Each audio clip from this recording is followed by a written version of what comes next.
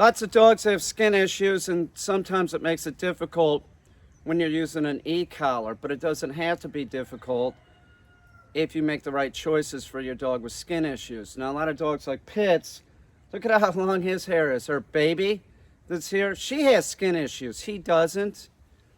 So with Baby, we had to be very particular about, choosing the right well, as far as e-collars go, I use e-collar technologies. Don't buy collars on Amazon from China. Those are junk. They're too, the lowest setting, you're going to feel it. You want to be able to use a collar that has a setting lower than you can feel it, but your dog can feel it. They're different. So with Baby, or even a dog like this that doesn't have skin issues, I might choose something like this, which this setup is for Baby. These are plastic contact points. They're conductive plastic contact points. So this company just started coming out with these, but there were other companies that had these, and the advantage is like you can have them on the dog longer with having skin problems. Definitely.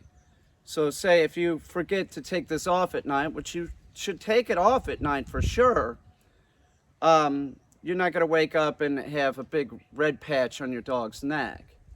They don't burn your dog, by the way. You cannot burn your dog with an e-collar. That's because the collar's too tight or too loose and it's moving, or you have stainless contact points and you left it on too long. Now, they do make titanium contact points, and we had those on with Baby, and those were working pretty good. The other thing that we did was we're using a quick release collar, which is great. It's this material. Sometimes if you use like a quick release collar with a bungee section in it, that bungee section will rub the dog's skin, especially if it's like a dog like this that has like virtually no hair, or like Baby. Like it wouldn't bother Bill. Bill would be fine. But Baby, it was rubbing her skin. So we switched up to a hard plastic collar, which was working, but it's not working as good as this nylon collar.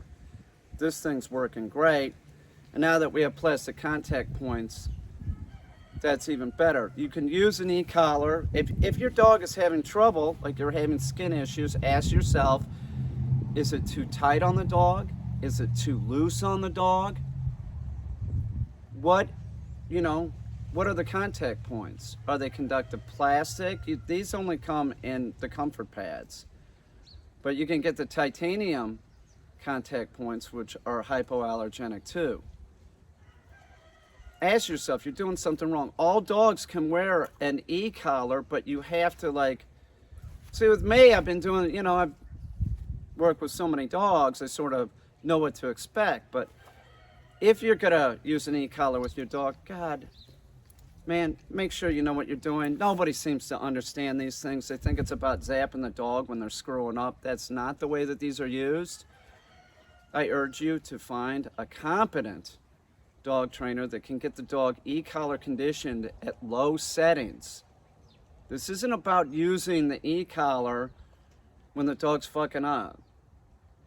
Like punishment with the e-collar, it's not really how it's used. It's used sometimes, like if you have a dog that's getting chicken bones on the street or whatever, you might dial it up 20%. By the way, with the conductive plastic, they're not as conductive, so you have to dial it up 10 or 20%. So Baby was at 8, now I have her at 19. We're gonna try it at 19, see how it works. But it's all just a number. It doesn't really matter. Like Baby was at 8, right under, where a human can feel it. So we want to make sure it's still like right under a human can feel it. We're good to go. Right? It's just a number. It doesn't matter. It doesn't matter. But I digress. I was talking about using this as punishment. When you use it like for chicken bones on a street or something, you do dial it up 20%. You want to make the point and make sure that the dog doesn't swallow the chicken bones. And I have videos on how to teach your dog not to grab stuff off the street. If your dog has pica, you're always going to want to have an e-collar on them anyway, and you want to start like looking for the dog to make the mistake, grabbing the object that is not edible.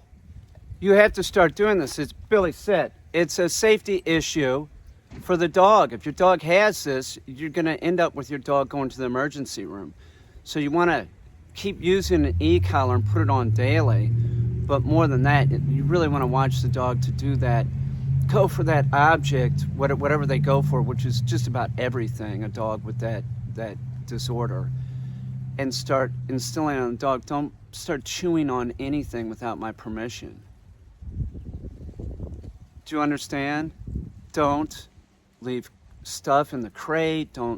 They eat. That's all your dog needs to do is eat a healthy raw diet. They don't need anything to chew on. They're done teething. Just give them raw chicken to chew on. And watch the dog with Pika. But if your dog has skin issues, try to set up something like this. Plastic contact points, or these are comfort pads. These are called comfort pads, and a nylon quick release collar. And more important is when you start putting an e-collar on the dog, keep an eye on the dog's neck. And if you forget and leave the collar on the dog, make sure and take the collar off as soon as you see it. It doesn't matter if it's plastic contact points. If you leave this collar on for 3 days, you probably have some issues on your dog's neck. And if your dog has an abscess, you can't use the collar. And this is an effective tool, not for zapping the dog, when it's screwing up. But once it's conditioned in properly, this is an element of control to the dog, and they know when this is on and when this is off. So make sure, put it on daily, and if things are going great with your dog, you keep putting it on for another 6 months. If you don't have to use the e-collar for 6 months, you can take the e-collar off or use a dummy collar. A lot of companies do sell dummy collars, which are cheaper. So if you have 2 dogs, you could use the other dog on you could use the collar from the dog that is functioning well on the dog that isn't functioning well. So contact Dogtra might make dummy collars. I don't know if e-collar technology makes dummy collars, but the point is just keep putting it on because your dog, they become collar wise. By the way, this is Billy the Hedgehog. Right, Bill? Billy. Good boy, Billy. Okay.